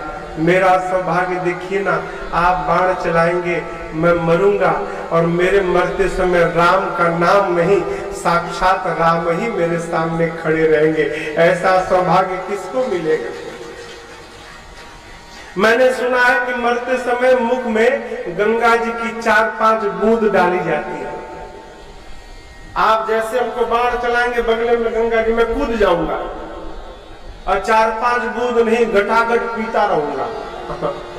ऐसा सौभाग्य किसको मिलेगा। और मुझे ये भी पता है कि आपके भैया बड़े दयालु हैं। मैं मर जाऊंगा, मेरे 10-12 बच्चे हैं, सब आके रोने लगेंगे, आपके भैया को दया आएगी, कम से कम मेरी अंतिम क्रिया तक तो राम रुक ही जाएंगे। लक्ष्मण जी एक तरफ गंगा रहेगी, दूसरे तरफ राम रहेंगे और दोनों के बीच में केवट की चिता सजेगी। ऐसा सौभाग्य संसार में किसी को नहीं मिलने वाला। जल्दी बाण मारिए, मारिए। लक्ष्मण जी देखे तो बड़ा ज्ञानी है, बाण रख दिए भीतर। राम जी बोले मना किया था ना बाण मत निकाला करो। केवट जी कहते प्रभु मर जाऊंगा, पांव नहीं धोऊंगा तब तक नाव पर नहीं चढ़ूंगा। सुन केवट के बैन प्रेम में लिपटे अटपटे बिहसे करुणा चितई जान की केवट भैया के प्रेम में लिपटे इन अटपटे वचनों को सुनकर राम बिहस पड़े। देखिए केवट जी ये जितनी भाषा है ना, केवट जी जानबूझ के बोल रहे हैं, जानबूझ के। क्यों? राम जी जब अयोध्या से चले साथ में सुमंत थे। राम जी को लग रहा था साथ में कोई बड़ा है, मेरे सिर पे छत है। लेकिन जैसे गंगा तट से राम जी ने सुमंत जी को विदा किया, सुमंत जी के जाने के बाद राम को लगा मेरे सिर का छत उतर गया। सुमंत जी को विदा करके राम जी इतना रोए, गाल पर आंसुओं की धारियां बन गई थी। और जैसे राम जी केवट जी के पास पहुंचे, उसी समय केवट जी ने देख लिया राम जी रो कर आए हैं। वही निर्णय किया केवट जी, भगवान भले मेरे घर रो कर आए हो, लेकिन केवट जब अपने भगवान को विदा करेगा ना तो रुला कर नहीं, केवट अपने भगवान को घर से हंसाकर विदा करेगा। इसलिए अटपटी बात करते हैं, किसी तरह भगवान हंस दे बस। अटपटी बात, अटपटी कौन सी बात हो? देखिए, कोई भी आदमी सौगंध लेता है तो या तो अपनी खाएगा, नहीं तो अपने बाप की खाएगा।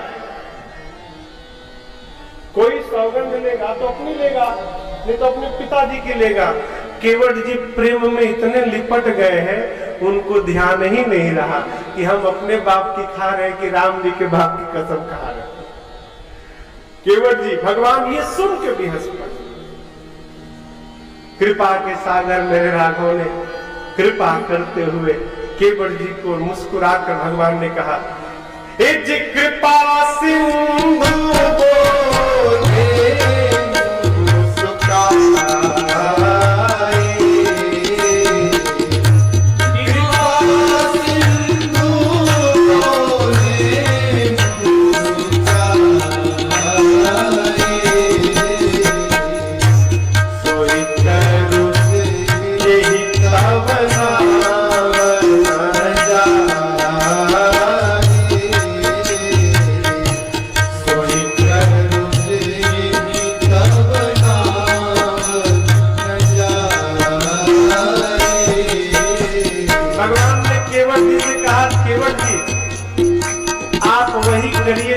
आपकी नाव बची रहे। केवट जी बोले, प्रभु पहले बताया था गंवार में, इतनी गूढ़ भाषा समझ में नहीं आती है, आप साफ साफ कहिए क्या करना है।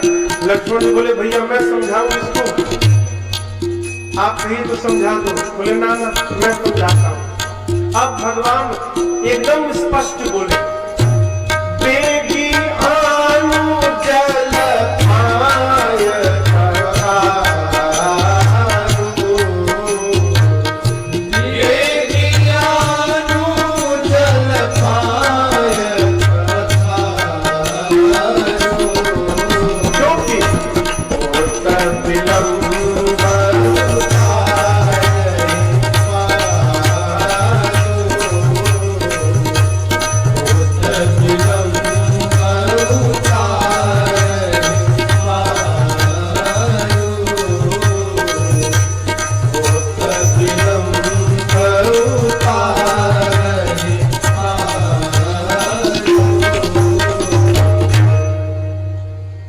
भगवान ने केवट जी से स्पष्ट कह दिया, बेगी आनु जल तुरंत जल लाओ, पाय पखारू पांव पखारो, हो तो विलंब विलंब हो रहा है, उतार ही पारू जल्दी पान उतारो।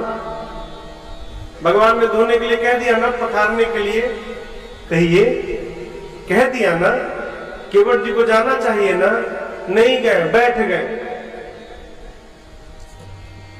भगवान ने पखारने के लिए कहा तो केवट जी अब तक खड़े थे, अब बैठ गए। अब जब केवट जी बैठ गए तो भगवान लक्ष्मण जी एक बार भगवान का मुख देखे, एक बार केवट जी का मुख देखे। क्यों? न जाने इन्होंने क्या कह दिया और इसने क्या सुन लिया। बोले भैया ये तो बैठ गया। भगवान बोले भाई तो मैं भी सोच रहा हूं, पूछो पूछो क्यों बैठा, पूछो। तो केवट जी बोले क्या हुआ? जाओ लाके धो। बोला क्या धो? अरे पांव धो। तो केवट जी बोले धोने के लिए बोले होते तो मैं धो दिया होता। तो क्या बोले हैं? केवट जी बोले राम जी धोने के लिए नहीं बोले, राम जी बोले बेगी आन जल पाए पखारू, राम जी पखारने के लिए बोले। तो लक्ष्मण जी बोले धोना पखारना अलग अलग है क्या? बोले एक होता तो दो शब्द क्यों बनता? तो बोले जरा हमको भी समझाइएगा। तो केवट जी बोले धोना माने राम जी बोले होते धोने के लिए मैं पानी लाता रगड़ के धो देता। पखारने के लिए बोले हैं।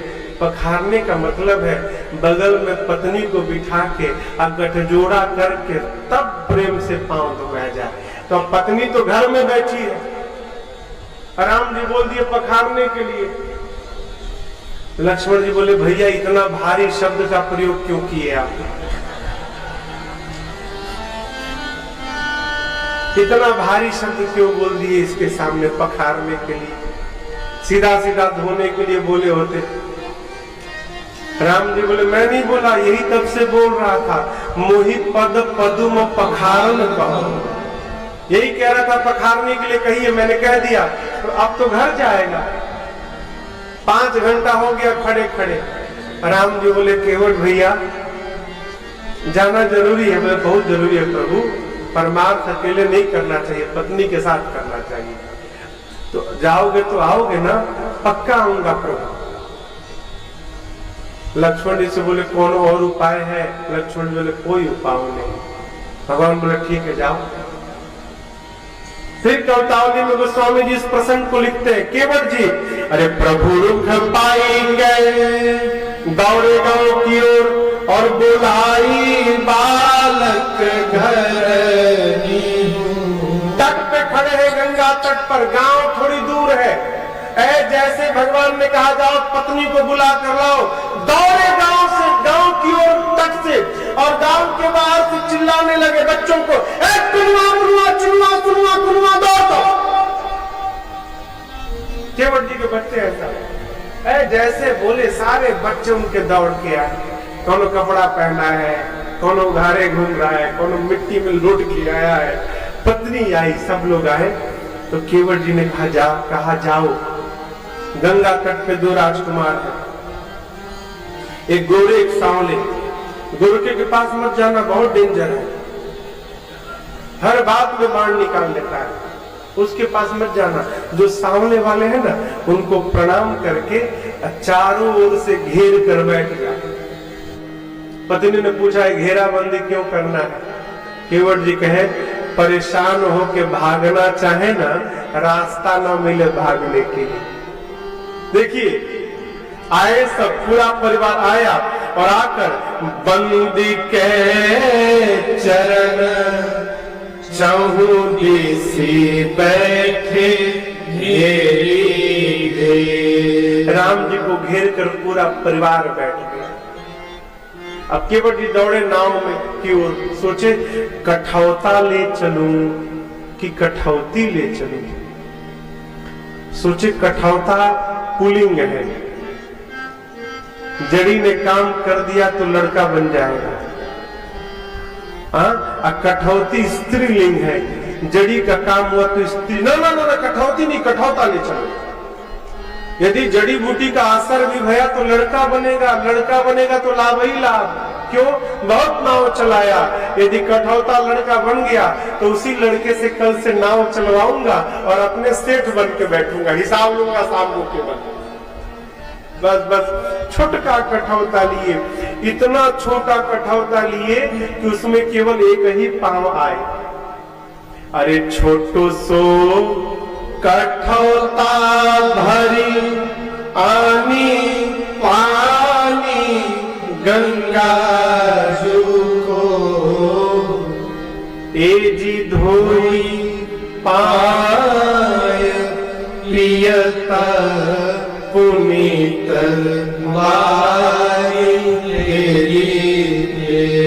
छोटा कठौता जल लेकर आए। राम जी से कहे प्रभु दाहिना पांव रखिए, भगवान रखे, धोए, पी गए। कहे प्रभु बाया वाला बाकी है अभी।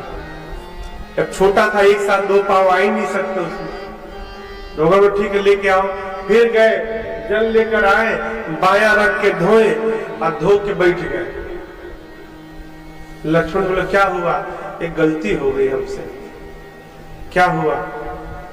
दाहिना पांव धोया था ना, धोने के बाद नीचे गमछा लगाना भूल गया। राम जी फिर धरती पे पांव रख दिए हैं, फिर से मिट्टी लग गई उसमें।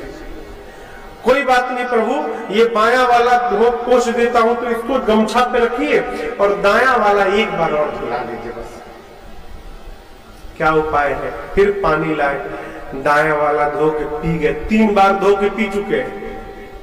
अब भगवान केवट के गमछे पर खड़े, लक्ष्मण बोले क्या हुआ, हो गया ना, अब ले चलो। तो कहां ले चलो, ये बच्चे मेरे मुंह देखने आए हैं, ये बच्चे जो मेरे आके देखे कैसे मैं पी रहा था, मुंह इनका खुल रहा है। बच्चे टुकुर टुकुर देख रहे हैं। राम जी एक बार और धुलाइए। लक्ष्मण जी बोले 3 बार तुम पिए, इनको क्यों नहीं पिलाया? 3 बार तुम पिए हो। बोले पहले हमारा प्यास बुझ जाए तब नहीं इनकर बुझाए, हमारा बुझ गया प्रभु, एक बार और धुलाइएगा ना, इन बच्चों को थोड़ा प्रसाद मिल जाता। भगवान बोले ठीक है जाओ। गए, लाए, धोए। आप दृश्य की कल्पना करिए, केवट जी के छोटे छोटे बच्चे हो, जो बच्चे मुख नहीं खोल पा रहे हैं, केवट जी उंगली डाल के मुंह खोल खोल के उसमें चरणामृत डाल रहे हैं। क्या अद्भुत दृश्य होगा। पूरे परिवार को चरणामृत दिया। लक्ष्मण जी बोले अब ले चलो। बोले कहां ले चलो, आप तो उस पार निकल लोगे, हमको लौट के इसी गांव में आना है। गांव वाले जिंदा छोड़ेंगे? अपने पी लिए, परिवार को पिला दिए, हम लोग भूल गए। प्रभु जिस झंझट से बचना चाहता हूं उस झंझट में महाझंझट। यहाँ तो केवल पत्नी से झेलना था, वहां तो पूरा गांव सामने आ जाएगा। प्रभु एक बार और धुलाइए, बस आखिरी बार, एक बार और धो के गांव वालों को थोड़ा बांट दूं, फिर ले चलता हूं। भगवान बोले जब पाला पड़ा फिर ठीक है जाओ लाओ। गए, लाए पानी, फिर धोए। अब लगे गांव को चरणामृत बांटने। अब कल्पना करिए गांव में कितने लोग होंगे। 2 घंटा से केवट जी गायब, आंख दिखाई भी नहीं पड़ रहे, चरणामृत बांट रहे। उनके बच्चे हैं। लक्ष्मण जी पूछते कब आएंगे अब तुम्हारे बाबूजी? तो नहीं मालूम। बच्चे परिवार बैठा है, लक्ष्मण जी बच्चों को तो डांट नहीं सकते, कहां गया नहीं मालूम। लक्ष्मण बोले कहा था ना कि मत बोलिए, अब गया, अब न जाने कब आएगा। गया, गायब है। तब तक केवट जी पूरे गांव को बांट कर आए। लक्ष्मण जी मां बोला, केवट जी आए, लक्ष्मण जी अब ये बोलो। केवट जी सुन रही, बहुत क्रोध हो गया भाई, सोचा अब इनसे बोलेंगे तो मार डालेंगे। केवट जी राम जी के पास जाकर बोले प्रभु एक बार और धोऊंगा, अभी एक बार और धोऊंगा। लक्ष्मण जी सुने, अरे अब कौन बचा, अब कौन बचा के धोओगे तुम, अब कौन बचा? राम जी बोले बहुत देर से पार जाने के लिए खड़े हैं केवट। केवट बोले प्रभु क्षमा करिएगा, आपसे पहले भी कुछ लोग खड़े हैं पार जाने के लिए। राम जी बोले दिखाई तो नहीं दे रहे हैं। केवट बोले प्रभु आप देख लिए होते तो सब पार हो गए रहते, आपकी दृष्टि नहीं पड़ी इसलिए तो सब फंसे हुए हैं अब तक। राम जी बोले समझा नहीं प्यारे। केवट जी कहे प्रभु हम जाति के मल्लाह हैं, हम धर्म नहीं जानते प्रभु। इस नीच ने आज तक अपने पितरों को कभी एक लोटा जल भी नहीं दिया है। आपके चरणामृत का स्वाद इस जीवा को मिल गया है, इसका स्वाद पता चला है प्रभु। मैं चाहता हूं एक बार आप और पांव धुला लेना, इसी चरणामृत से आपको ही साक्षी बनाकर मैं आज अपने पितरों को जल देकर और उनके जीवन भर के प्यास को समाप्त करना चाहता हूं।